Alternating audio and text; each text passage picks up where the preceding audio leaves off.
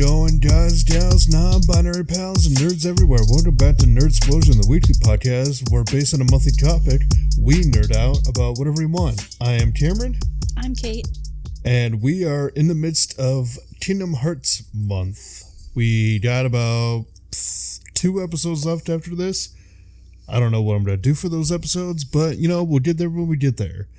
But for today's episode, Kate, last episode, now this is something I cut out of the last episode, you were asking me about the Kingdom Hearts timeline. Yes, because it is convoluted and confusing, and it's like, so I'm looking at this thing that you sent me. There are 5 games that take place before Kingdom Hearts 1. Yeah, there's a lot to it, and like I said, she asked me about this last episode, but it's something I cut out of the episode because I was like, you know what? I feel like we could do a whole episode on just that, like a beginner's guide to Kingdom Hearts. The beginner in this case being Kate, and kind of giving her a crash course on all the different stuff, like the timeline, and then any other questions about stuff she has. So that's what we're gonna do today. But before we get into that, new episodes of this podcast come out every Saturday, so, do our... Anyway, let's get into Kingdom Hearts.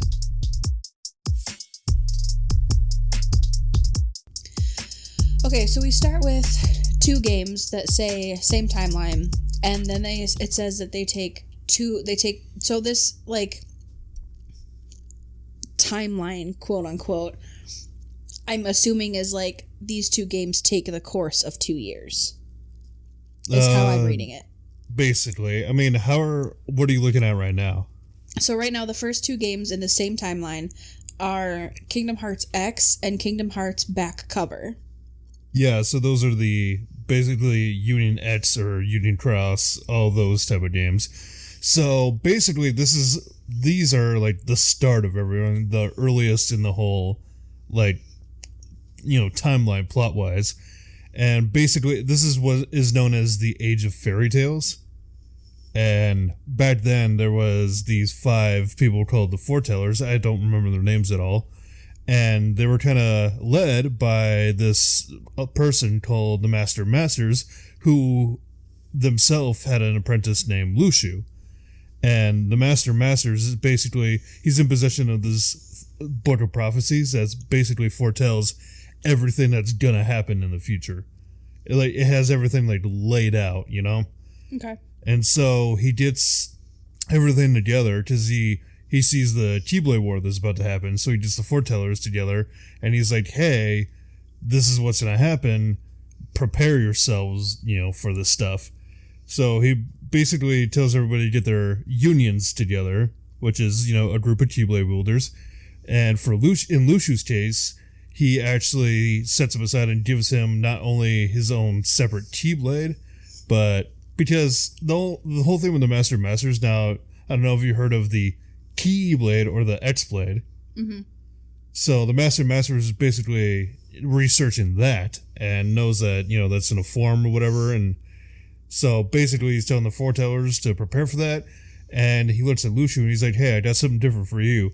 Gives him his own, like a special Keyblade called No Name, which has the Master Master's own eye in the top of it, like a gazing eye. And the reason for that is, whoever wields that Keyblade lets the Master Masters continue to see events throughout history.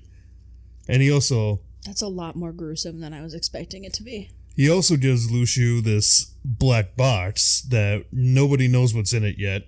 Like, it's not been explained what's in it yet, but the Master Masters and Luxu are the only ones that know what's in this box. Ah. So, basically, what happens is the Foretellers are having a meeting. One of them discovers that there are, like, dark creatures called, the earliest case of the Dream Eaters, which we see in Dream Drop Distance. And a lot of different stuff happens, and the Foretellers start to realize that one of them might be a traitor. So that's essentially what starts the Keyblade War. So, and a lot of Keyblade wielders kind of, die out in this war. And I'm assuming that that's the Keyblade graveyard that we see in... Yes, because one of the things that happens is one of the foretellers, instead of fighting in the Keyblade War, instead has her union go out to all the different worlds to protect them from what's going to happen. And essentially, what the fallout of this is that a lot of the worlds kind of split up. So, like, there used to be just one world with a bunch of stuff, and then it all split into different worlds. One of the worlds being the Keyblade graveyard. So, yeah, there was all that. Then, I guess, yeah, that's the basic for, like, the Union X, Union Cross back cover. So, then those two run directly into Union Cross, which takes place 3 to 6 months later. Union Cross, so, I mean, Union Cross is kind of the same story, but also a lot of that, it goes into separate stuff. Like, there's a lot of stuff with the character you play as in Union Cross. There's a lot of just kind of characters that pop up that we see later down the line. Okay. And that's basically all to it. There's just, Union Cross is just kind of added to that story. So then hundreds of years later, and over a 4-year period, we have Union Cross Dark Road. Dark Road, so it basically takes place kind of after the back cover Cross games, but not like too long after. And it basically follows the story of a young Xehanort. And we kind of learn his whole deal. Okay. Because Xehanort, as a boy, was on Destiny Islands at one point and was approached by Ansem, who we found out later was Xehanort's Heartless, who had traveled back in time to talk to a young Xehanort and tell him, like, hey, this is what's going to happen. You're going to form this organization, get this stuff together, and also I'm going to give you the ability to time travel. So, that kind of plays in later down the line, but Dark Road then kind of goes on to, like, explain more of, like, when he came back from doing all the time traveling and started messing around in the future or whatever. So young Xehanort came back, forgot everything that he did while time traveling, because that was the crux of it. Mm-hmm. But he kept in mind the whole, like, idea of a Keyblade. So he trained to be a Keyblade with his friend Ericus. And that's basically what Dark Road covers. Okay. So then 30 plus years later, we are introduced to Birth by Sleep that takes place over a 2 to 4 month timeline. So Birth by Sleep, by then, during this time, at some point, Xehanort and Ericus kind of come to a disagreement. Mm-hmm. Whereas Ericus believes that light should rule all. Mm-hmm. Xehanort believes that, darkness is needed to balance it out. Or he believes that, darkness should be, just as important as light to balance it out. Gotta say, hearing that, can't say I disagree with Xehanort. Yeah, I mean, he's got a valid point. Like, good he's a dick, but he's got a valid point. Well, I mean, he does, because good cannot exist without evil, right? So darkness cannot exist without light, and vice versa. Mm-hmm. So the way he went about it seems a little suspect, but... So a little bit before the events of Birth by Sleep, Xehanort tries to do that, and, tries to do the whole thing with darkness, and he learns about, Ventus. So Ventus comes from, Union Cross. I still don't know how that whole thing works. I have to watch more videos on that. How he was, there back then, but then is still a boy by the events of Birth by Sleep. But basically, Ventus is a nobody, isn't he? Or a Heartless? I think you're thinking of Roxas. No, Ventus was Ventus was his own person. So, a little bit before the events of Birth by Sleep, and it's shown in Birth by Sleep, Xehanort tried to fulfill his whole, like, darkness should, conquer or whatever, by confronting Ventus and trying to turn, basically trying to turn him into, trying to ignore him. And when he realizes, so Xehanort tries to house himself in Ventus as, like, a vessel to, do his dirty work. Sure. And he realizes that Ventus is too weak to do what he needs to do. So instead, he strips the darkness out of him and creates Vanitas. Got it. Okay. So by stripping the darkness out, it also kind of puts him in a weird state. So then Xehanort brings Ventus to Destiny Islands for him to essentially just to leave him for dead. But around this time, a little baby is born. Let me guess. Sora? Yes. So for some reason, Sora being born keeps Ventus from dying. Okay, so timeline-wise, that makes sense then, because we go right from birth by sleep, which takes 2 to 4 months, and 10 years later into KH1. Well, there's more to birth by sleep. Oh, for God's sake. Okay. So after that whole thing of preventing Ventus from dying, he then ends up in the Land of Departure, where Ventus meets Terra and Aqua. And then, eventually we get the Mark of Mastery exam between Terra and Aqua. Mm-hmm. And at this point, because I told you, remember, Xehanort wanted to use Ventus as like a vessel? Yeah, he kind of had the same Horcrux deal that Voldemort had. Yeah, so Ventus didn't work out, and he gets there and realizes, oh, Terra could be a suitable, vessel. So during the events of Birth by Sleep, Xehanort kind of influences Terra and basically tricks him into trying to become a vessel. And when he realizes that, Ericus realizes that Xehanort is also trying to use Ventus to form the X-Blade. Mm-hmm. Ericus goes on a thing of like, he confronts Ventus and he's like, I have to kill you to prevent this from happening. But Terra comes back at just the right moment. All he sees is his master trying to kill his friend Ventus. Mm-hmm. So under Xehanort's influence, he ends up accidentally killing Ericus. And then he's so distraught by it that he meets up with Aqua and Ventus in the Keyblade Graveyard to finally confront Xehanort. Mm-hmm. So then, they battle, whatever, and Terra, he kind of gets caught by Xehanort, and Xehanort takes over his body and forming Terranort.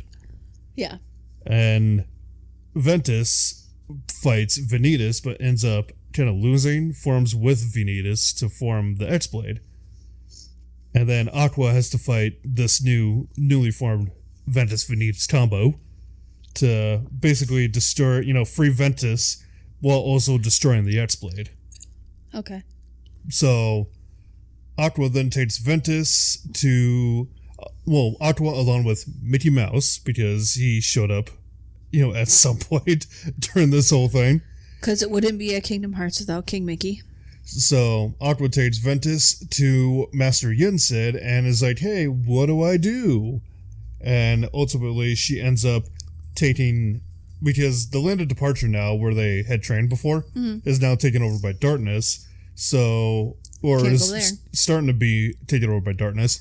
So then Aqua brings Ventus back there, sits him on a chair, and then uses her power that Master Ericus had told her before, like, hey, if anything should happen, seal this place, hide it. Yeah. So she uses her Keyblade, or Ericus's Keyblade, because she has that now. She seals the Land of Departure away and turns the castle into Castle Oblivion. Okay. So then she's like, all right, Ventus is safe. I'm going to go handle Terra, who is now Terranort. Battles him he's about to fall to darkness, both Terra's body and Xehanort. So in order to try to save Terra, she sacrifices herself to the realm of darkness in order to essentially save Terra.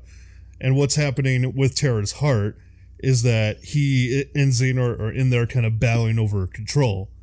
But when she sends it back to the realm of light, Xehanort in Terra's body loses memory, and this person now refers to themselves as Xehanort.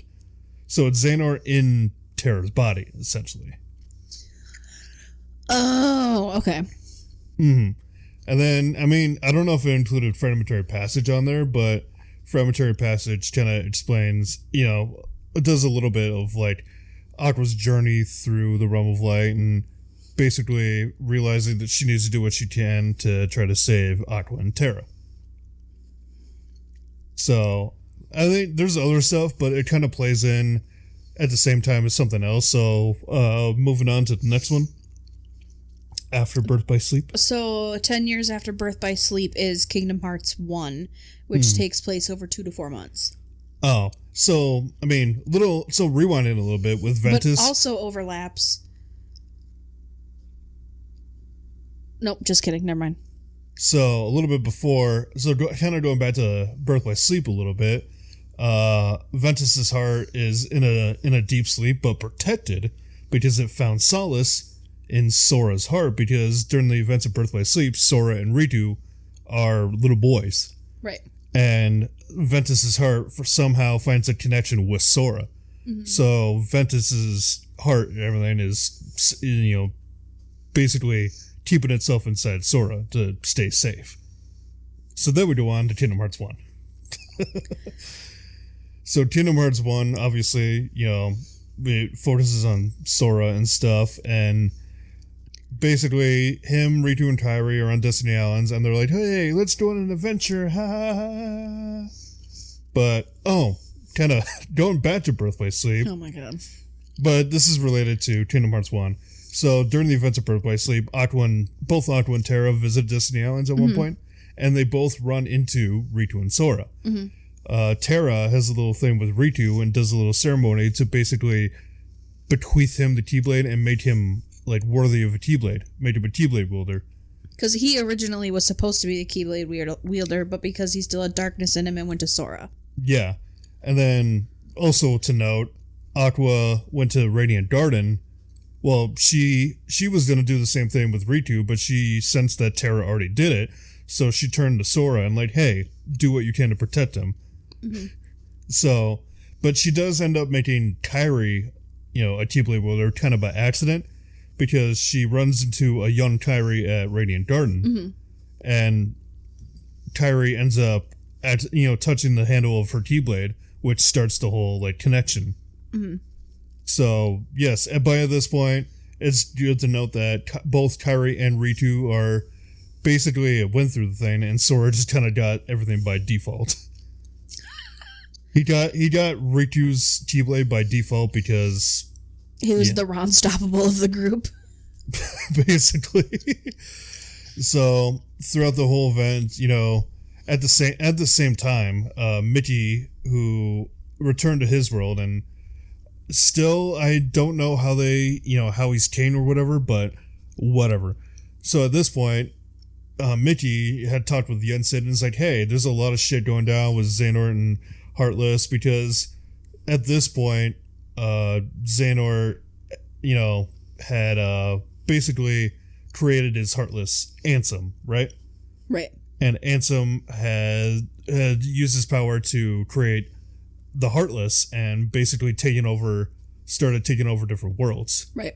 And that's what happens with Destiny Islands. They get sucked into the darkness, and both Kairi... So Kairi, Sora went to the secret place in Destiny Islands and found Kairi, and the door in the secret place blasted open because it's a door to the realm of darkness. Mm-hmm. Basically, with that, Kairi's heart found a place in Sora too. So at this point, Sora has both Kairi and Ventus's heart in him. Right. So, yeah, you go out through different worlds. At the same time, Mickey is investigating what's going on, so he instructs Donald and Goofy to find the Keyblade wielder. And they meet up in Traverse Town, and basically Donald and Goofy see that Sora can use the Keyblade to seal keyholes, so they're like, hey, let's go to all these different worlds that the Heartless are kind of fucking up and seal the keyholes. While at the same time, Ritu ends up in the presence of Maleficent. Mm-hmm. And Maleficent basically, along with, Ansem, kind of influences Ritu and be like, yeah, see, Sora doesn't think you're important anymore. Look at it. He's got new friends now. Mm-hmm. So basically turns... Just some gaslighty manipulative shit. Basically does that in an effort to have Ansem possess Ritu eventually. Right. Because, along the adventures, eventually Ritu does find Kairi, but obviously Kairi doesn't have a heart, so she's just kind of there. A husk. Kind of a husk, yeah.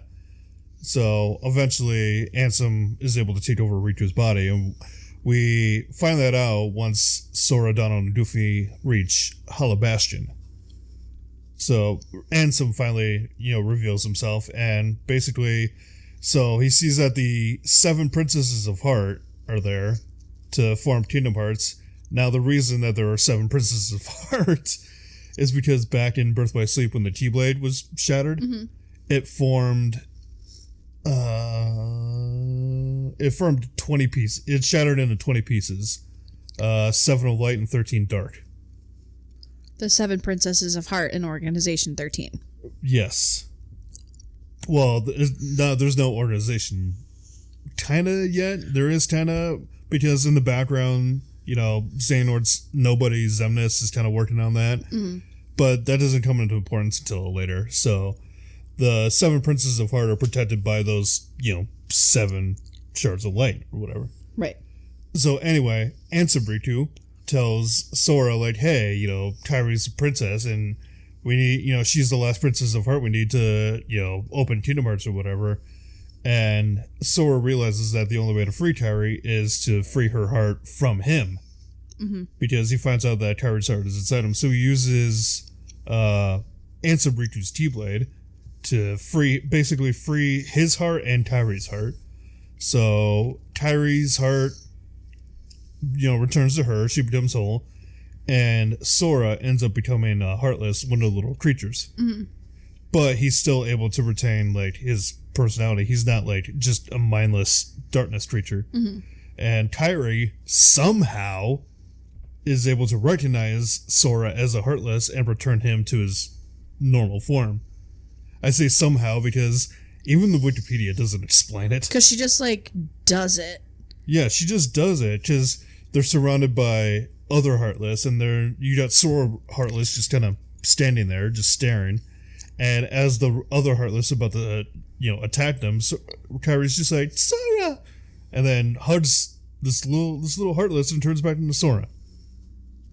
Maybe she knew it was him because he was just standing around like a fucking bum while everybody else was going to work. Standing there. I mean, Donald was ready to whoop his ass. Because Donald didn't know any better. Donald straight up squared up. He was ready. So, with Sora back in his normal form and Kairi safe, so Sora goes on to basically deal with Ansem. Goes to the end of the world. And basically he ends up in the destroyed version of Destiny Islands, and they fight Ansem, and they end up in the realm of darkness, and Ansem is like, oh well, here's the door to Kingdom Hearts, I'm gonna absorb all the darkness or whatever. But there's a bunch of light and stuff that was trapped in the door. So as soon as it opens, Ansem is like, no, the light, it burns, what a cruel world. What a cruel world. But we find out that door, which they think is Kingdom Hearts, is actually a door to the realm of darkness. So they decide, like, oh, we gotta close this door. Sora, Donald, and Goofy realize we gotta close this door. And then on the other side, Ritu pops up in his normal form. He's back to normal Ritu. Because he's not possessed anymore. And he's like, hey, we're gonna close this together. In the background, you see a bunch of Heartless pop up. And this is where part of Fragmentary Passage comes into play. Before they attack, Aqua, who had already been in the realm of darkness at this point, ends up defeating the Heartless. Basically keeping Ritu safe, or distracting the Heartless so that Ritu can close the door.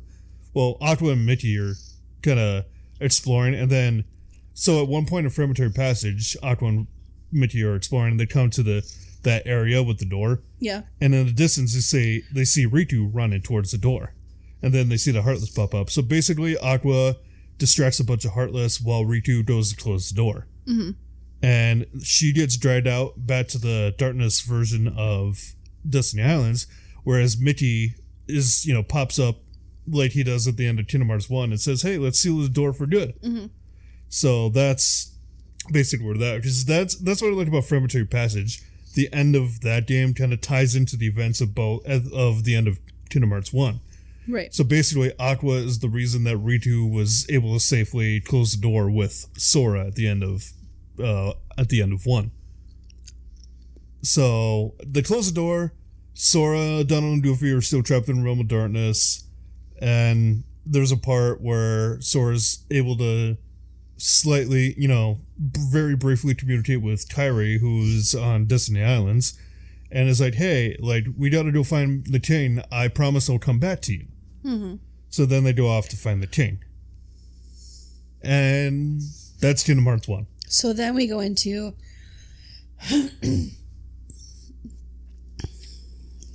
358 over 2 days, which according to this looks like it overlaps with Chain of Memories, and both of those take about a year.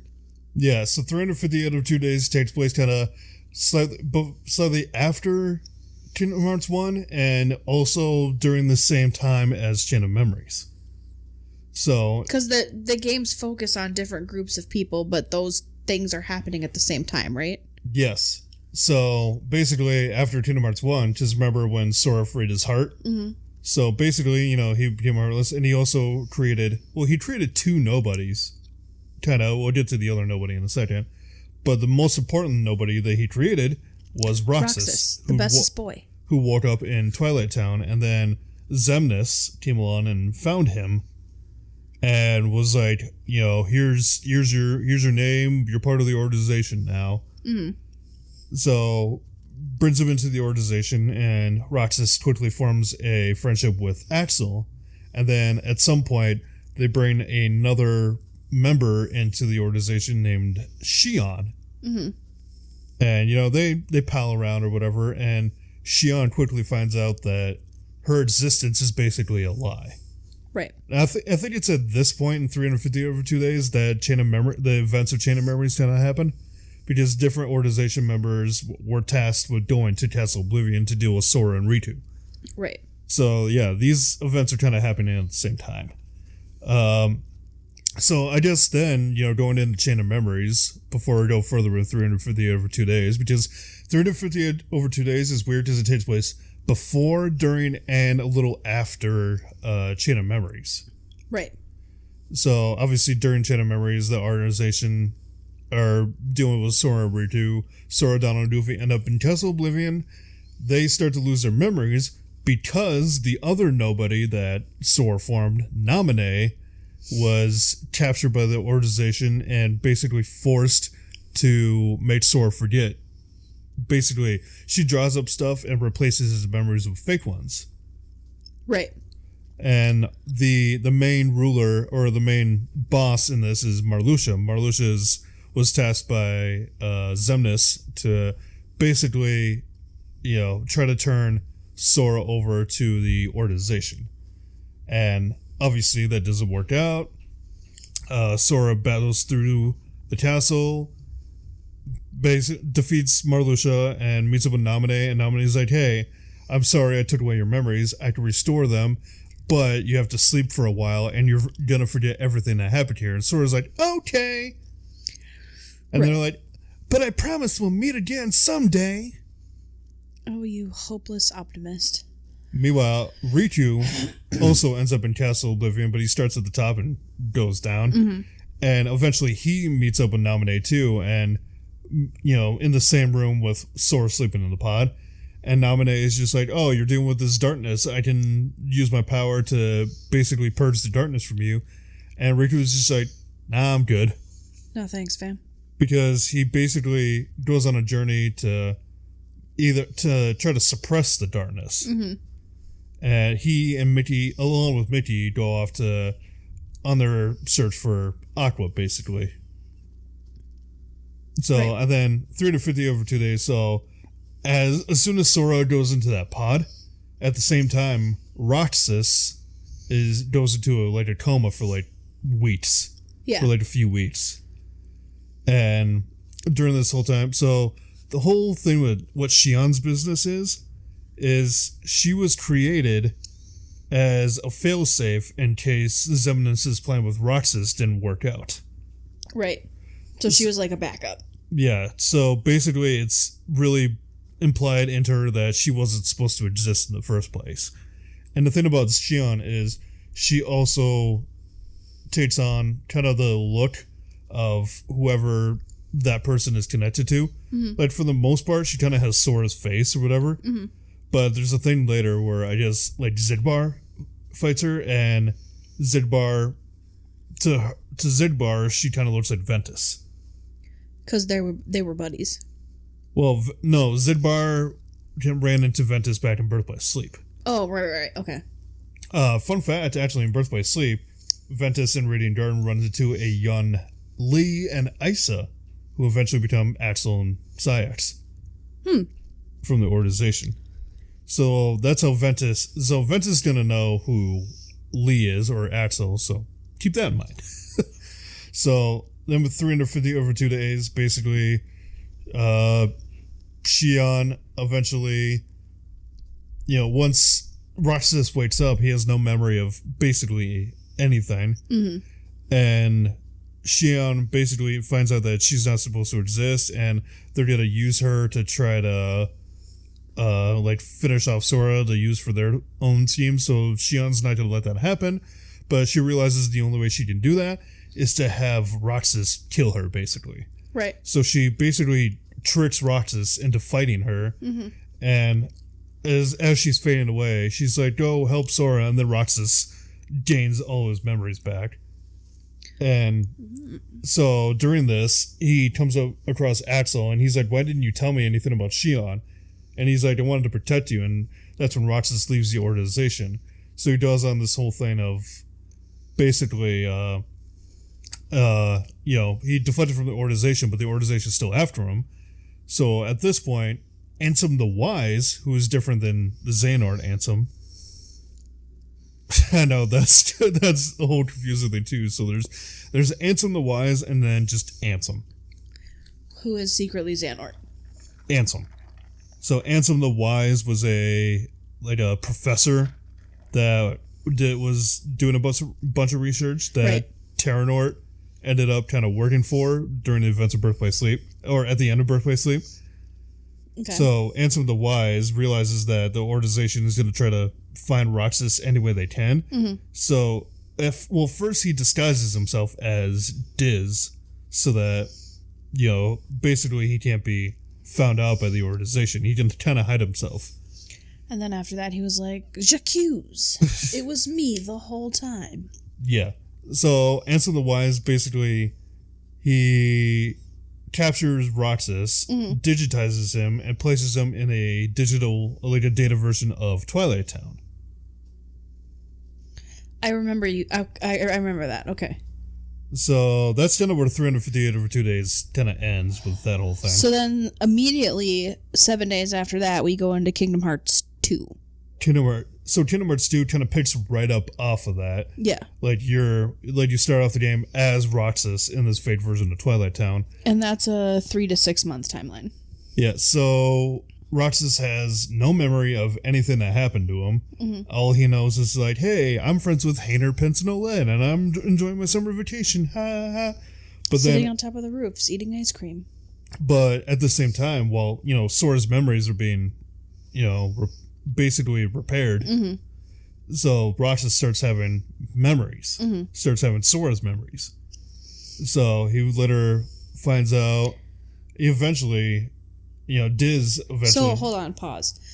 So Sora created Roxas. Yes. Essentially, right? So does that mean that because Roxas is a product of Sora, that they're connected? And is that why he's getting Sora's memories? Yeah, because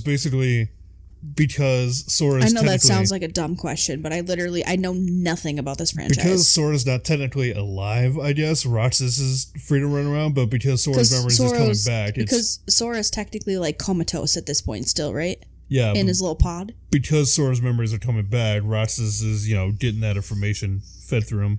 Okay. I don't think I explained how Naminé was nobody, did I? Not in this, but you have to me in the past. I know how she... So, when Sora freed his heart, basically he created two nobodies after freeing Kyrie's heart. Kyrie got her heart back, but also somehow, a nobody was from that too, which was Naminé. Right. So, during the beginning of Kingdom Hearts 2... the Hamburglar, she stole all his memories. At some point in Kingdom Hearts 2, in the beginning, Diz shows up and was like, "Hey, you gotta complete Sora," and then Axel shows up at the same time, being like, "Hey, I don't want to do this, but Xemnas, I gotta get you back to the organization, or I'm gonna get murderized." So I'm gonna get unalived. Axel was trying to bring Roxas back to the organization, whereas Diz is like, hey, you gotta go, find Sora and recomplete him. Mm-hmm. Because Roxas is the last thing, the piece they need to complete Sora. He's like the last Horcrux. Yeah. So, eventually, Roxas comes across Naminé, and Naminé kind of helps explain things a little further.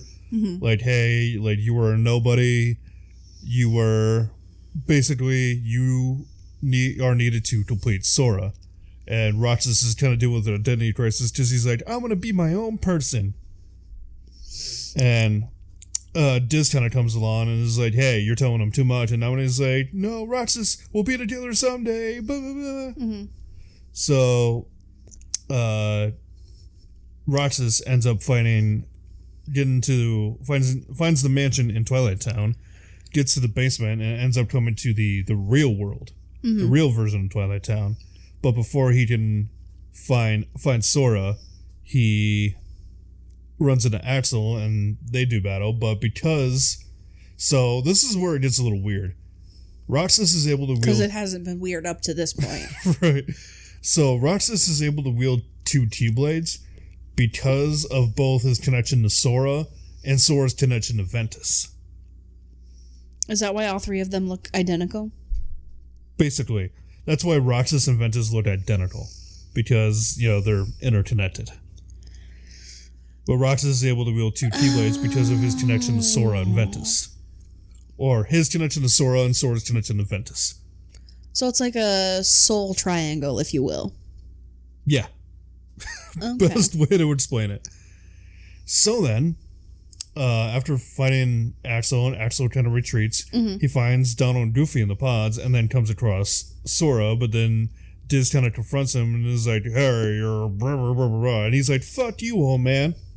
Yeah, I'm sure he says those exact words. But then Diz disappears, and then Roxas ends up coming up to Sora's pod, and that's when we have the looks like my summer vacation is over line.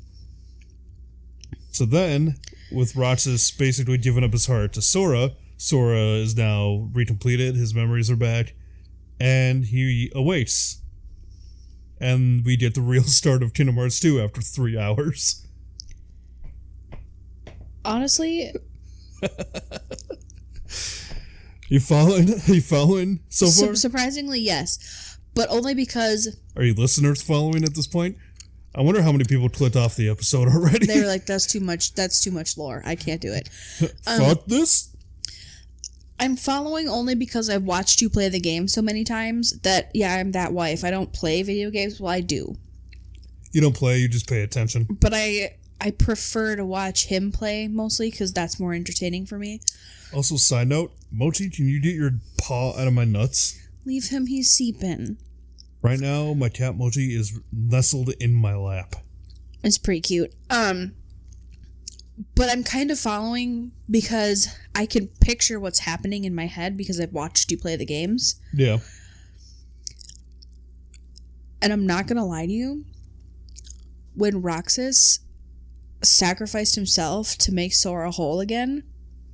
Yeah, where he was like, you're lucky, Sora.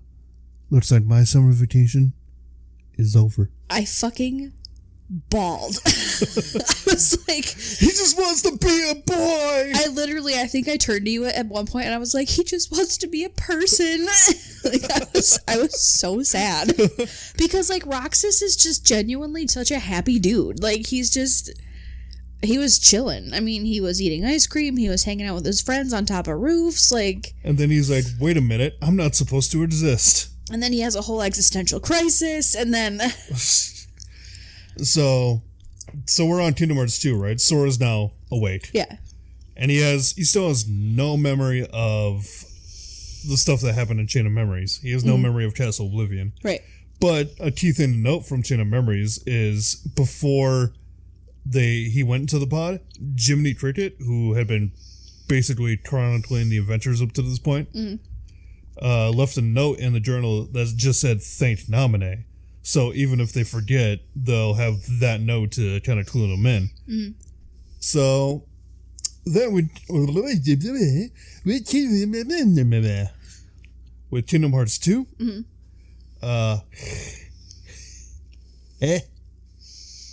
Anyway, okay. I redid my train of thought.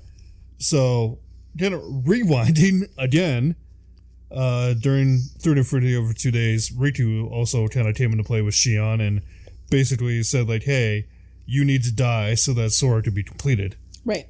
And during this whole thing, Ritu has a blindfold on because it's his way of keeping the darkness in him contained. Mm-hmm. And there's another point where he confronts Roxas, and that's kind of how they get him into the data version of Twilight Town in the first place, because Ritu battles him and kind of knocks him out, and Diz and Ritu kind of, put him into the data version of this. But at this point, Ritu has basically, let his darkness, he had to use his darkness to defeat Roxas. Mm-hmm. And his full darkness power kind of changed his form to resemble Ansem, the Ansem from Kingdom Hearts 1. Like the Xehanort Ansem. The Xehanort Ansem, sure. But he's still Ritu at his core. He just looks like Ansem. So during this whole thing, he's running around and he looks like Ansem, basically. Mm-hmm. So with Kingdom Hearts 2, we find out about so Sora, Donald Doofy reached Yensid and it's like, hey, there are nobodies in Xemnas, go take care of this. And Sora's like, okay. So go throughout the worlds, you defeat the organization members. During this whole thing,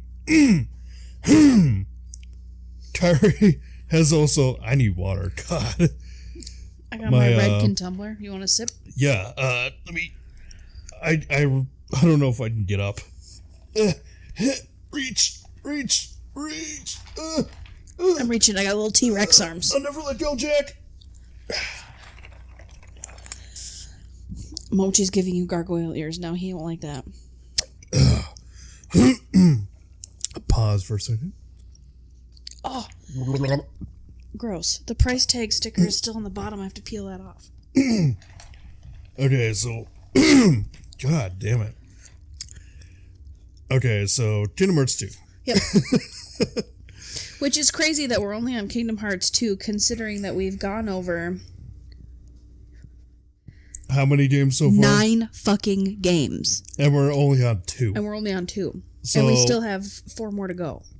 During the events of Kingdom Hearts 2, Kairi has kind of forgotten about Sora, but then is also reminded of Sora when Roxas does this whole thing to try to find Sora. Yeah. So she writes a note and sends it off in a bottle, which comes into play later. And during these whole events, Axel ends up finding Kairi and is like, hey, come with me. Mm-hmm. And ultimately, Kairi's captured by the organization, and eventually Naminé pops up somehow to basically free her.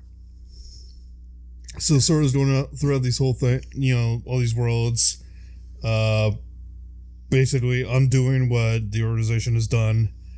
There's a whole battle with 1,000 Heartless in Hollow Bastion, which the Final Fantasy characters from the previous game have formed a restoration committee to basically turn Hollow Bastion back into Radiant Garden. Right. So eventually they reach the world that never was by going through this portal, and Axel at one point ends up helping out Sora because Axel is like, fuck these guys. And so Axel kind of sacrifices himself to let Sora progress to the world that never was, which is basically where the organization HQ is. HQ.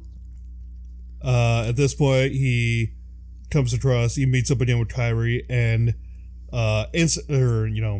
Ritu, but he doesn't recognize him at first. But the Sora's just like, "Oh, it is you, Ritu." Well, the whole time their organization, now their goal in this whole thing is to gather hearts to form Kingdom Hearts and basically use those hearts to recomplete themselves. Right. Because they're trying to become people again instead of being nobodies, but they're doing it. The methods they're using are, the wrong ways. Right. So during this, great plan, bad execution kind of thing. So Diz takes off his disguise to reveal himself as Ansem the Wise again, sets up this thing to basically punch a hole in Kingdom Hearts to put a stop or kind of throw a wrench in Xemnas' plan. Mm-hmm. But the thing he uses kind of ends up backfiring and blowing up, not killing him. He just kind of disappears for a while. Sure. The explosion from that lets out so much light that it actually purifies Riku, and he turns back into his normal self. Mm. During Sora and Riku and them go out throughout the world that never was, taking out the rest of the members until we get to Xemnas, and then they fight Xemnas once, and he kind of disappears through a door. He retreats, and they try to go after him. But before that, Sora and Kairi have a interaction with Roxas and Naminé, who are now, just kind of spirits or whatever. Mm-hmm. Like, they're represented in spirit form, but it's just they're in their hearts, and they have an interaction. They realize, oh, Roxas is safe with Sora, Naminé is safe with Kairi. So they try to go through this. Stop! That's gonna make me cry. So there's this little corridor of darkness, they call it, which is basically a portal that lets them go places that Naminé is somehow able to open. So they all try to go through, but Sora and Riku end up getting trapped because the door closes prematurely by Xemnas. What a dick. So they kind of face off with him one last time, which, side note, is probably my favorite boss battle in the whole entire series. Just because, like, a lot of the quick time events and the I'm gonna have to turn the controller off quick because I gotta demonstrate this. So a lot of the boss battle is kind of your typical Kingdom Hearts affair, like you do doubles or magic or whatever. Mm-hmm. But there is one part when Xemnas is on his last legs that he kind of stands back and the whole area goes dark, and it's just there's a lot of these red dots, like his lasers or whatever that he shoots. And at this point is when you have to mash X and triangle really fast. So during the one part, like the final part of this whole boss battle, you're just sitting there for like a minute straight, just.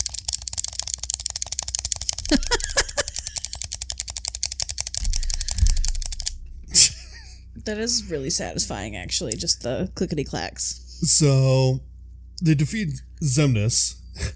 It's a meme to say they defeat him with the power of the gay blade. The power of the gay blade. So they defeat him, but they're still end up trapped in the realm of darkness. And I've showed you that one cutscene, right, where they're on the beach in the realm of darkness, and Ritu's like, "Put me down, I can walk." And then Sora walks away, says something, and then Ritu just face plants. Yeah, you scared him. Sorry, Mochi. So as they're waiting there in the realm of darkness, the bottle that Kairi put a letter in earlier ends up there somehow, and Sora reads it, and they look up and find a door to light. So they go through it and end up back in the realm of light in Destiny Islands. Mm-hmm. And they're all like happy or whatever, like da da da da da da da da da. Fuck you. So that's 2. Yes. Okay, so that's kind of where 2 ends, and I forget what the whole. So then, in between 2 and 3D, we have Coded. Yes. So Coded is. And it says overlaps time skip.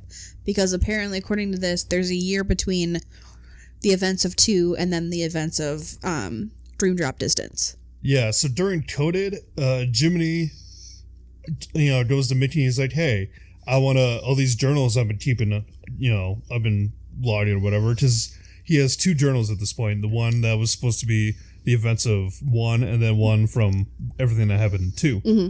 So he goes and is like, "Hey, let's put these on a computer to kind of chronicle these." But then he realizes that the first one is blank, with the only thing in it being Thank Naminé. Okay. And then they found another message in there that says, it's like, the hurting will end when something mended. So basically they put that journal into the computer and are trying to figure out what's going on. And that is done by a data version of Sora in the computer going throughout the worlds that were in the journal and kind of restoring them. Mm-hmm. And once Data Sora gets to the Castle Oblivion part, a data version of Roxas shows up randomly and kind kind of fixes the whole, like, hurting will be mended part. So then... Their hurting will be mended when you return to end it. Yes. A message given to Jiminy. Yes. There's a road for the taking if you end our world's aching. Yep. So, basically, Data Roxas takes care of the whole, like, hurting thing. Yeah. Teaches him hurt, as he says.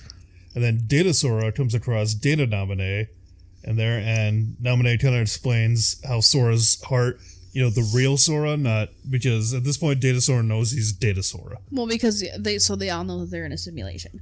Yeah, and at one point Mickey, Chippendale, fuck me up, yo. Mickey, Chippendale, Donald, Goofy, watching from the outside, and at one point they accidentally get pulled into the Data world. Mm-hmm. So, going back to the whole, Data Sora, Data Naminé is kind of self-aware and is like, hey, real life you has all these different hearts connected to you. Self-aware like Monica was self-aware? Yeah, kind of. Okay. So, she explains how Sora's heart is connected to, like, Ventus, Roxas, Xion. Just how everybody is kind of intertwined together. And also how his heart, not necessarily like trapped in, but is also connected to Aqua, Terra, and Ventus. Because, as he sees all these different people, all of a sudden, those three pop up, Aqua, Terra, and Ventus. Mm-hmm. Who, I don't know if we're supposed to know at that point, because, talking about the games by themselves, I don't think Birth by Sleep came out, I don't think Birth by Sleep came out before Recoded. I think it came out after Recoded. Yeah. But then, they restored a thing, and then Mickey talks with Yinsen and is like, hey, there's Ansem running around, there's, Xemnas running around, or Xemnas and Ansem were defeated, but then they realize, like, hey, Xehanort may be trying something in the background, so they come up with a plan, or Yinsen is like, I think Sora and Riku need to take their mark of mastery. So Mickey writes a letter to basically all three of them, Sora, Kairi, Riku, and is like, hey, this is what needs to happen. Like, this is, your journey's not over yet, which ties into the end of Kingdom Hearts 2, because that was a little teaser for, like, Recoded, or teaser for Dream Drop Distance, because the bottle washes up. There's an end credit scene where a bottle washes up on shore, and it's from Mickey. Yeah, Kairi brings it to Sora and Riku, and they all read it, and it explains to them, like, what's going on. Mm-hmm. So that goes into Dream Drop Distance, which takes place 1 week to 1 month. Dream Drop Distance. So this is kind of where young Xehanort, because remember I told you back then with Dark World how, the Heartless Ansem told him about time travel. Yeah. So this is basically what young Xehanort, this is the time that young Xehanort time traveled to and did all his different stuff. So Sora and Riku are told by Yinsen to take their mark of mastery, which involves going to different sleeping worlds that were free of darkness but not fully restored. Okay. So they basically have to go into, like, a dream state or whatever. Sora goes into the sleeping worlds. He goes into, his dreams or whatever. But Riku unknowingly goes into Sora's dreams. Oh. Because Sora's outfit has an X on it, which was put there secretly by the organization so they could track him. Mm-hmm. So Sora goes into these worlds, but Riku goes into Sora's dreams of these worlds. Okay. Like, they're going to the same worlds, but Riku, like, so you run into the Dream Eaters or whatever, that some of them can help you. Riku basically ends up being Sora's Dream Eater. Oh, okay. So they go throughout these different worlds, and eventually Sora ends up back in the real world, but he ends up in the world that never was. And he comes across Xigbar, who kind of explains the whole thing of, like, hey, basically we're going to use you, Xehanort wants to use you to reform the real Organization 13. Right. Which, basically, the real organization is replacing, it's him, Ansem, Xehanort, or it's Xehanort, Ansem, Xemnas, Xigbar, and we find out later, Saïx. Okay. But there's other husks, basically, in the organization that Xehanort is trying to fill with other people and put part of his heart in, go the Voldemort route. Mm-hmm. So Sora tries to fight Xigbar, but ends up getting knocked out or whatever, or he ends up, basically, the fight takes a toll on him, and he ends up falling into like a deep sleep, whatever. So then they bring him to their circle of chairs, their circle of ridiculously high or short chairs. Their circle of ridiculously high or short chairs. Is that the official title? Sora's there, basically unconscious and ready to be Norded. Meanwhile, Ritu eventually ends up in the world never was also, but since he's in Sora's dreams, he comes across Sora in like this force field thing in a deep sleep, and he's trying to wake him up. But then he comes across this mysterious figure that I don't know if they ever explain who it actually is supposed to be. But then he gets sucked up by darkness and confronts Ansem, but then he's just like, no, I'm not going to let you try to take over me again. Battles him, defeats him, ends up finding Sora in the circle of chairs. And Mickey shows up to help out Ritu. But and that's why Sora ends up losing his Mark of Mastery, right? Because he almost got Norded. Yeah. So Ritu and Mickey try to save Sora, but they basically get held down by both Ansem and Xehanort. Okay. Or not Xehanort, Xemnas. And it's at this point that Xehanort, well, before this, young Xehanort battles Ritu, because old Xehanort hasn't formed completely yet. Mm-hmm. So during young Xehanort's fight with Ritu, regular Xehanort is formed. So Xehanort, along with his Heartless and his Nobody, are, full beings now. They're full beings. So while beings, okay. Basically, while being held back, Ritu and Mickey are being held back, and Xemnas is like, it's time for me to bring this bungus, make this kid among us. Mm-hmm. So he tries to basically steal Sora's heart to Nord him, but just then Axel. So it kind of backing up. At some point in Dream Drop Distance, the people who were defeated in like Chain of Memories and stuff, since their Heartless and Nobody were defeated, they wake up as real people again, and that's including Axel. Okay. So then Axel kind of finds out what's going on, ends up, well, first off, saving Minnie at one point, because Minnie gets captured by Maleficent and Pete, ends up saving them, and then Axel comes with Mickey and Donald and Goofy to Yensid's tower, and he tells Yensid, hey, I want one of them fancy Keyblades. I want to get them one of them their fancy Keyblades. So at the end of the game, Axel, who I guess is now Lee, because that's his human given name, his real boy name. His real boy name. Okay, Pinocchio. He saves Sora, and they get out of there because Xehanort is like, oh, this is too much jelly for me to handle. This is too much ketchup on my burger. I put too much ketchup on my burger, and I can't go back. And he's like, my plan will succeed. Not today, but next time. I'll get you next time, He-Man. So they go back to Yensid's tower. Sora's still out of it. Mm-hmm. And since Ritu, succeeded in sealing all the keyholes, he gained the power of waiting. Mm-hmm. So he uses his power of waiting to dive into Sora's heart to basically wake him up. Now, during that whole thing, when Sora kind of, went to a deep sleep and fell to darkness, he wasn't completely taken over by darkness because Ventus's heart that's still in him woke up to protect him by putting him in the armor that he had in Birth by Sleep. Ventus.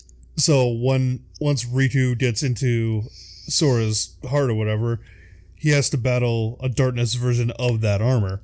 Okay. And he wins, the armor shatters, and Sora, is free, but it starts to get sucked up by darkness, so Ritu then has to use the power of waiting to, free his heart, basically. And once he comes back, Ritu, in a flash of light, Ritu ends up on Destiny Islands, but he comes across the three other people that are connected to Sora, Roxas, Ventus, and Xion. Mm-hmm. And then Ansem the Wise pops up and is like, hey, here's a little thing of data that will help everybody out with this whole situation. Also, Sora is fine. You can leave the dream now. And he's like, okay. Goes back out, and when he wakes up, he finds out Sora's, alive and well. And then Yensid is just like, okay, now that all that's settled, Riku, you pass. Sora? Yeah. Which I think is unfair, but whatever. Well, Yensid is kind of a dick anyway, so... So, yeah, and then we... So a week after that, we go into Kingdom Hearts 3, which takes a time period of 2 to 4 months. So, after Dream Drop Distance... So, during Dream Drop Distance, at the end, Sora's just like, congrats, Riku, there's one thing I gotta do. So, he ends up going back to the Traverse Town to say hi to all the, the Dream Eaters he met and thank them or whatever. And it's during this whole part that at the end of Dream Drop Distance, Riku and Mickey are surprised to hear that Yensid has decided to start training, like fully training Kairi as well as Lee. Mm-hmm. So Kairi and Lee are now training to be Keyblade wielders.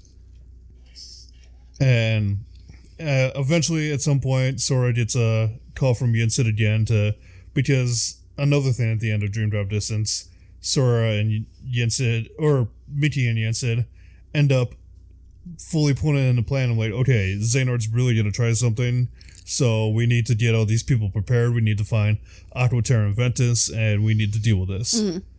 So then that kind of goes into 3.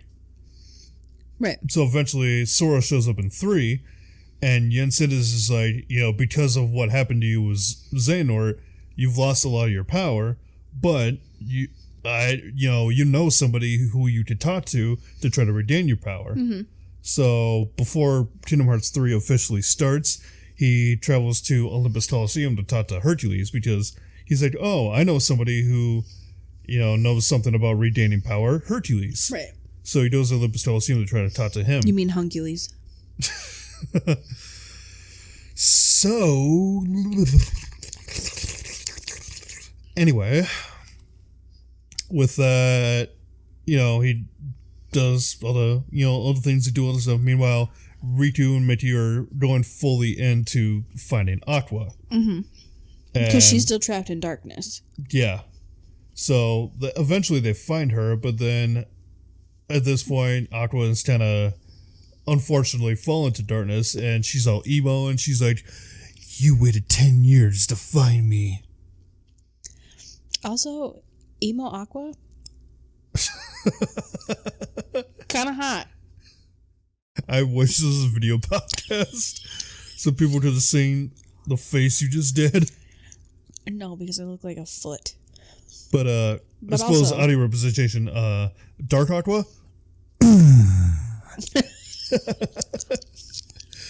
So I'm a dark romance reader, though, so I feel like the dark versions of most people.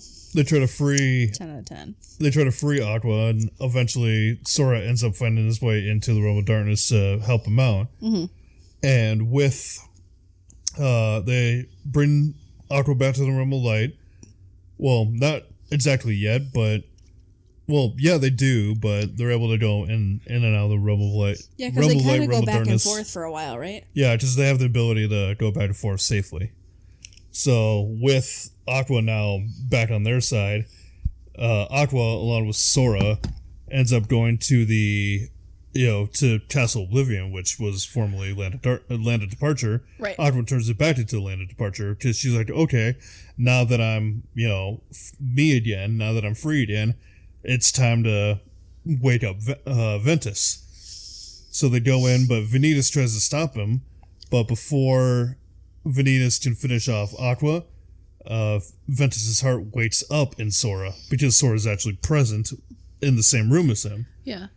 And with that, Sora is able to somehow gain the power of waiting and free Ventus. So Ventus wakes up, fends off Vanitas, and they're finally reunited. So Aqua and Ventus are reunited again after so long. After 10 long years. So they come back to... It's been 84 years. So they all come back to Yensid's tower, and it's actually one of my favorite cutscenes in the whole thing because they're all like, okay, this is all, we're all together here, we're all together. Yensid is like, Aqua and Ventus, good to have you back. And at one point, Axel was just like, basically represents all Kingdom Hearts fans at this point. There's like, I don't know what's going on. He was like, I don't know what's happening here. Because, he sees Ventus, but he's like, Ventus looks like Roxas. I'm going to have to explain this to him. And then my favorite part is, so Ventus was like, oh, I can't believe you became a Keyblade wielder just like me, Lee. Because, he knows Lee from Back in Birth by Sleep. Yeah. From Radiant Garden. And it's funny because Sora's just like, Ventus, Axel? And he's like, who's Axel? Who's Axel? And Lee's just like, see, this is a major headache. And then Jiminy pops up to basically be like, oh, I gave everybody Yomi phone so everybody can catch up on who's who and what's what. Ah, yes, the phone, the simplest version of... Yeah, Kingdom Hearts 3 had phones. Are you really about to use your boobs as a foot-in mic stand? Well, now that you called me out, I keep seeing you try to stuff it in there. I'm like, we'll get a boom mic eventually. I gotta get a better mic. I was just trying to... When I put my anklet back on, it's too loose, so I was just trying to adjust it. But I didn't want to be too far away from my mic. Okay, keep talking. So anyway, now at this point, they have Sora, Ritu, Kairi, Lee, Aqua, Ventus, and Mickey. Wait, let me tell you. Sora, Ritu, Kairi, Mickey, Aqua, Ventus. Who am I forgetting? Sora, Kairi, Ritu, Mickey, Aqua, Ventus. Yensid. And I guess, yeah, whatever. So they basically have six lights to fight Xehanort's 13 Darkness, right? Sure. Which with the real organization, they've kind of feels a little racist when you put it that way. With the real organization, they've kind of been tormenting Sora throughout the events of Kingdom Hearts 3. Mm-hmm. My favorite being Marluxia and Lord Seam, because they make a reference to like Castle Oblivion and stuff that happened in Chain of Memories, and Sora has no fucking clue what they're talking about. He's just blissfully unaware of everything going on around him. So they go to the Keyblade Graveyard to basically confront Xehanort once and for all, and Xehanort's like, boom, bam, amazed, try to get me now, bitch. He said, I think the thing now, you trick-ass bitch. So, as Sora, you go throughout, and there are different people that you have to help out. One of the most important, they're all pretty important, but so when he meets up with like Aqua and Ventus trying to fight off Terranort, eventually Sora is able to like speak to Terra's heart or whatever, and they're basically able to revert Terranort back to Terra. So wait, this whole time Terra's been possessed? Yeah. This whole time, Terra's been possessed. So, along with normal Xehanort existing, Ansem and Xemnas existing, also the Xehanort in Terra's body has existed too. So that's basically one of the... This man's could give Lord Valdi a run for his money when it comes to Horcruxes. Which is kind of interesting because there's this big-bodied creature that usually was with Ansem, but Terranort was able to possess. Like so a golem type of creature? Kinda.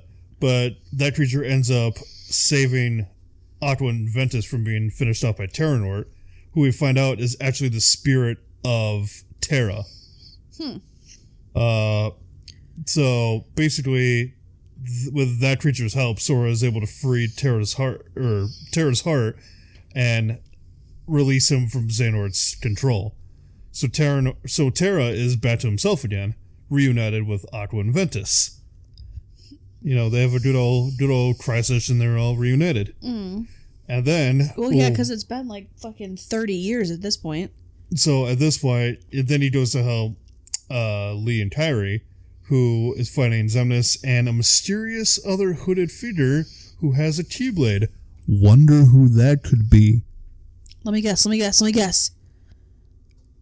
Kairi. No. Oh. I just said he was helping Tyree. Oh. Why would the Invader then be Tyree? Surprise, I cloned her, bitch! Is it Mickey? No. Oh. Then who is it? We find out it's Shion. Where the hell did Shion come from? They basically were able to reform her using a husk, or from their replica program, which I failed to mention before, but they did a replica program that basically creates bodies to put hearts into. So they basically were able to recreate Shion, but then, Sora, being the good boy that he is able to basically keep her from, free her from Xemnas' control. And as soon as, so at one point, Xemnas is about to finish off Axel for, basically, he's finally going to get his revenge on Axel for betraying the organization. Mm-hmm. Out of nowhere, because of one of these husks, who pops up? But Roxas. Basically, my sweet baby boy. Sora is able to free Roxas's heart too, and Roxas's heart finds one of the husks and is able to join the fight. So now Roxas is actually finally his own person. He's a real boy. So I love that scene too, because after the whole fight, Sora's is like, "Oh, okay, I'm ready to help these other people," and Lee, Shion, and Roxas have a moment, and Shion ends up crying, Roxas kind of cries, and Lee kind of cries. It's all very emotional. Like, who's cutting these damn onions? Get these onions out of here. Somebody put tears in my eyes. There's another fight. Eventually, Sora ends up helping Riku and Mickey too, but there's no real big importance to that. Yeah. Other than the fact that at some point, one of the people you fight is Xigbar, but Xigbar ends up basically, piecing out instead of just getting, fading away like everyone else. So everyone that Sora defeats, they kind of, they go away bit by bit, kind of, the Voldemort way in Deathly Hallows. Yeah. But Xigbar kind of just disappears. Like he hops up on a cliff and then just falls off and disappears. You don't see him fade away at all. The other thing with I feel like I'm forgetting something, which is odd to say. Well, I'm sure when we get to the next game, you'll be like, "Oh, and remember! Oh, and by the way, back in number 3, there is a thing with Riku and Mickey. So Riku ends up basically beating this guy with the help of the replica version of him that's still in his heart. Right. Because there's a dark version of him from when he was possessed by Ansem back in Kingdom Hearts 1 that's still been with him. Is basically he's a good guy, but has kind of been with him ever since. Mm-hmm. And he defeats, I believe he defeats Vanitas? Okay. So, or no, he defeats his evil version of him. So the good Riku replica. So the good Riku clone defeats the bad Riku clone. So basically, during this whole thing, the real organization, they're somehow able to also reform the evil version of Riku from Kingdom Hearts 1. So they do that, and so Riku, along with the good Riku, the good version of him, the good Riku replica. This is way too complicated. Ends up defeating them, and the evil why I said Riku it was replica. Convoluted and the evil confusing. Riku replica ends up turning back into just a husk, just like a mannequin, just like a body. So then, good Riku replica, who's like a spirit now, takes the body and is like, "I know where this body should go," and takes off. Okay. So eventually, they get to Xehanort and whatnot, and they defeat Xemnas and Ansem, and Sora ends up. He battles Xehanort, but then Xehanort, almost defeats him, but then Mickey stops time and is like, "Hey, we can use Xehanort's heart as a portal to try to finish him off once and for all." Mm-hmm. So they dive into Xehanort's heart and end up in Stella Ad Kylum, which used to be the home for Keyblade wielders and where young Xehanort and Ericus trained and lived as boys. Okay. So in there you fight Xehanort, and Sora's just like, give it up, you lost, and Xehanort kind of explains this whole thing about why he wants to purge Kingdom Hearts, or he wants to purge the world of like darkness and everything, and basically start over. Yeah. So Sora's just like, okay, well, if somebody's gonna do it, you're not the one. Right. You're not that guy, buddy. You're not that guy. You're not the one, the two, or the three. So eventually, Sora went into this alone, while everyone else kind of kept Kingdom Hearts from collapsing, and everyone else were able to kind of hold off Kingdom Hearts for a while. So they're like, okay, let's do a help out Sora. So they pop up in Starlight Time too, and they're all like, oh hey, we finally did it. We finally defeated Xehanort, and Terra ends up looking at Xehanort and is like, hey, I'm going to finally confront you because of what you did to me back in Birthright Sleep. And as he's talking, we find out that it's not Terra himself talking to Xehanort. It's the spirit of Eraqus.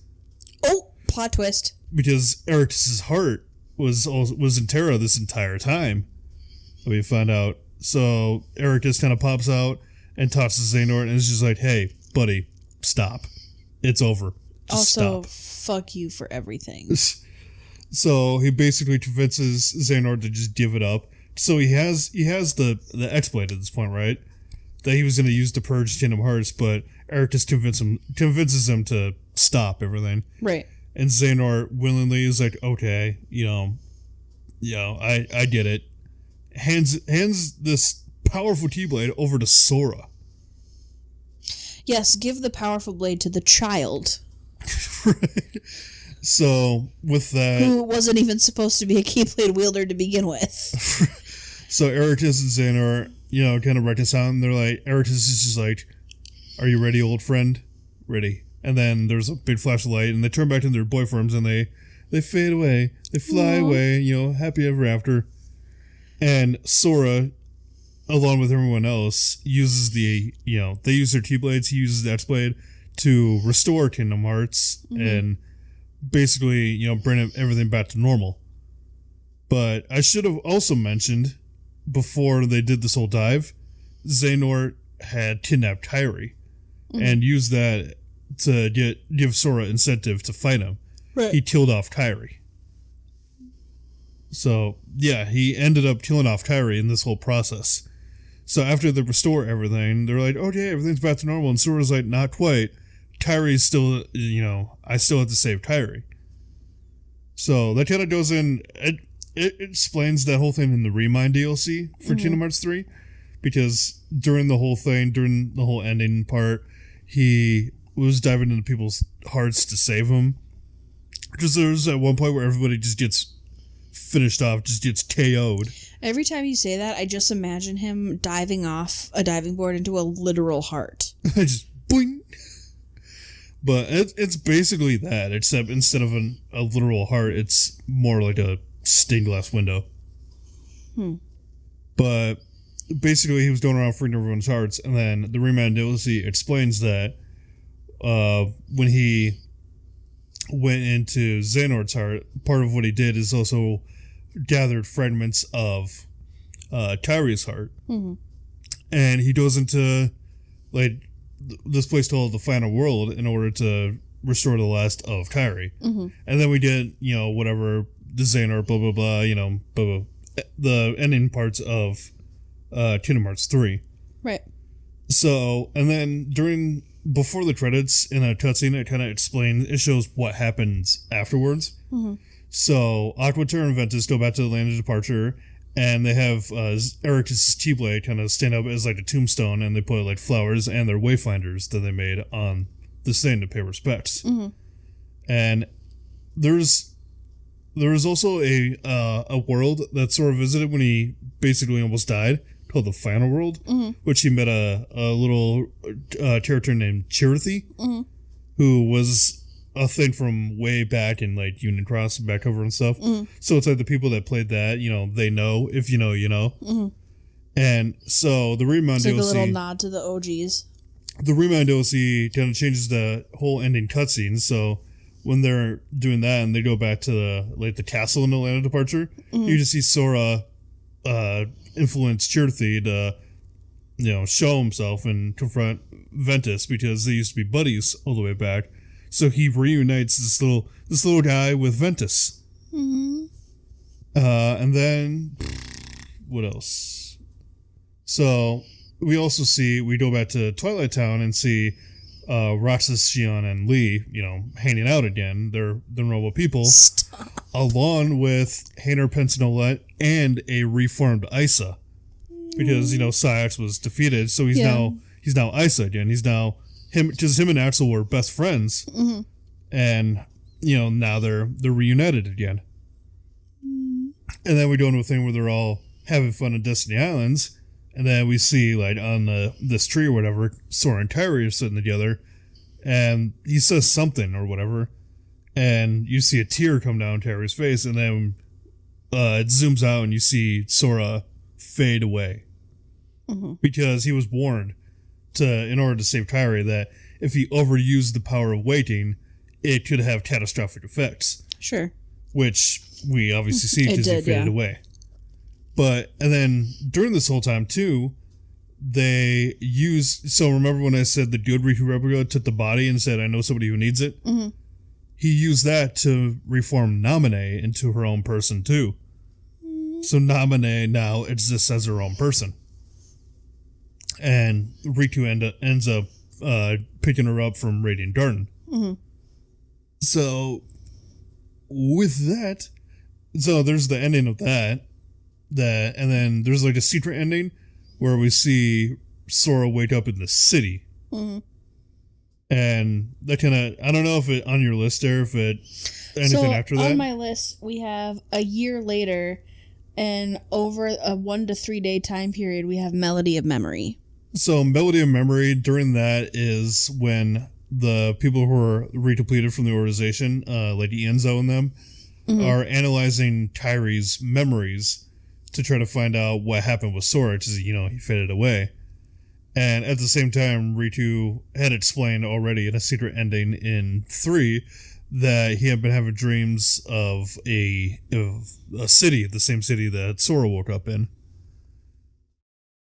So during Melody of Memory, they're analyzing her memories, and then eventually Tyree ends up in the final world too and confronts Xehanort again. And with that, Xehanort basically kind of clues her into where Sora might be. And Tyree wakes up, and they're like, and she explains to the people there, like, hey, this is what Xehanort in my memories told me, the thing about the city. And then Riku's like, weird. I've had dreams about a city, and so they figured out, like, okay, this is where Sora might have ended up. Mm-hmm. And then the fairy godmother from Cinderella, the fairy godmother, shows up and she's like, oh, hey, there's actually 3 keys to finding out where Sora is. We already have Riku and Tyree figured out, so there's one other person we need to find Sora. And, they go to the final world and find this star or whatever, this little glittering star that's supposed to be like somebody who is kind of on the verge of neither life or death and kind of just hanging in there. And so they ask her, like a limbo type situation? Yeah, so they're like, hey, we need to find our friend Sora. This is where we think you might be. There's a place with cities. And this person is like, oh, you mean Quadratum. So they're like, oh, okay, well, how do we get there? And Riku uses his power waiting to get into this person's heart and open up a portal to Quadratum. Mm-hmm. And that's kind of where we leave off with Melody of Memory. So is that going to tie into 4 then, probably? Yeah, so 4 is basically going to be Quadratum, and basically, that's where Sora is right now. That's where Riku is going. And I guess we have to wait till 4 comes out to be like, okay, how is Sora going to get out of Quadratum? Because they find out that Quadratum basically doesn't exist. It exists in an entirely separate reality from what they know. Because there's the world of light, the world of dark, and in between, which was like the sleeping worlds and like the data worlds and stuff. Mm-hmm. And they basically figure that Quadratum is a reality outside of their own realm. And because Riku went to use the power waiting on that person in the final world, that's his way. That was his way in. Right. So what happens in Kingdom Hearts 4, I don't know, but that's where we're starting off. We can only speculate. And the only other thing to add to the story is Missing Link, but it has not come out yet, so there's no telling like where exactly it fits. Mm-hmm. I heard it's supposed to be like after the events of Dark Road. So it's still like way back in the timeline, but it's after the events of Dark Road and stuff. Which is just going to confuse me even more because they're releasing a new game that's essentially taking place 200 plus years in the past. You know what's even more confusing? All these games are not on the same console. Yeah, I don't love that either. Like, one was on the PS2, Chain of Memories was Game Boy Advance, 2 went back to the PS2. So, if theoretically speaking, if you just played, like, the title only, like, Kingdom Hearts 1, Kingdom Hearts 2, Kingdom Hearts 3, you would have no idea what the fuck is going on. Kingdom Hearts 3 kind of has a little, like, summary stuff, but you almost need the context of all the other games to figure out. Yeah, it doesn't tell you everything, and the recaps that 3 has are very vague. Right. So, yeah, you get some information, but not a lot without at least playing or looking into the story of everything else. What they need to do is just combine all the games into, like, 4 long-ass movies. Basically. And then I can sit and watch them, and then I can be like, yes, now I understand. I mean, they did that with 2 of them, because with the remixes, they couldn't replicate the gameplay. Well, and I feel like, was it Dream Drop Distance, or was it 358 over 2 days that was kind of just essentially a playable movie? It was 358 over 2 days and recoded, because at least on the version I have, like I said, they couldn't replicate the gameplay, so they just turned everything into a big cutscene. They did the same thing with 2.8 Final Chapter Prologue with Backcover, because Backcover was a mobile game, but obviously mobile game doesn't translate well to PS4, so they just included all the cutscenes. Makes sense. So, yeah, there's that. Yeah, like, none of these came on the same console. A lot of them were, like, PS2, Nintendo 3DS. They were kind of all over the place. A lot of them were, especially, like, Backcover and stuff, were mobile games. But why, though? And Missing Link is going to be another mobile game. But why, though? Because Nomura is a psychopath. Because he's a mad bastard genius. Tetsuya Nomura is a goddamn psychopath. But yeah, after an hour and a half, that's basically the whole timeline of Kingdom Hearts. Is there anything else that you are wondering about that I might have missed out on? You know what? If I think about it, we can talk about it next week, because honestly, after this hour and a half of information, I'm fried. The only more information I could give you is actually letting you play the game. No, thank you. Or play a game. I'll continue to watch you play. The only game I physically play are the Zelda games and Undertale. I feel like you would like 2. I mean, there is a beginner mode for 2, which I feel like would be, good for you, because, because I'm not a hashtag gamer girl. I mean, don't think beginner mode is easy in the slightest. I mean, there were other ones where I did beginner mode just for the hell of it, and I found myself struggling even a little bit. Yeah.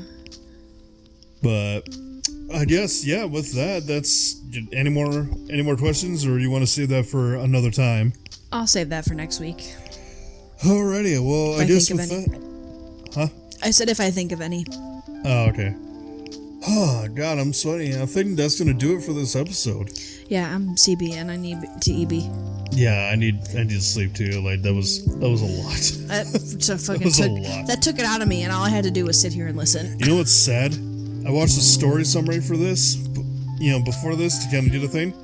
This video is only 36 minutes. I was going to say, for reference, this video is 36 minutes and 10 seconds, and we are... We're currently at, just about an hour and a half. Yeah. But yeah. Do you feel like you know Kingdom Hearts a little better? I feel like... First of all, let me just say, you did an excellent job summarizing. I feel like now I have enough information that I could fake my way through a conversation with a stranger. Yeah. But if I'm being 100% honest, I still know about as much as I knew when I started. But yeah, Just with that, we'll see what next week brings for Kingdom Hearts content. But with that, I think that's going to do it for this episode. Make sure you do all the things that do all the stuff on social medias, linked in the description. Drink plenty of water, do positive things out there. I've been Cameron. I've been Kate. And as always, we'll see you in the next one. Nerds out. Nerd out.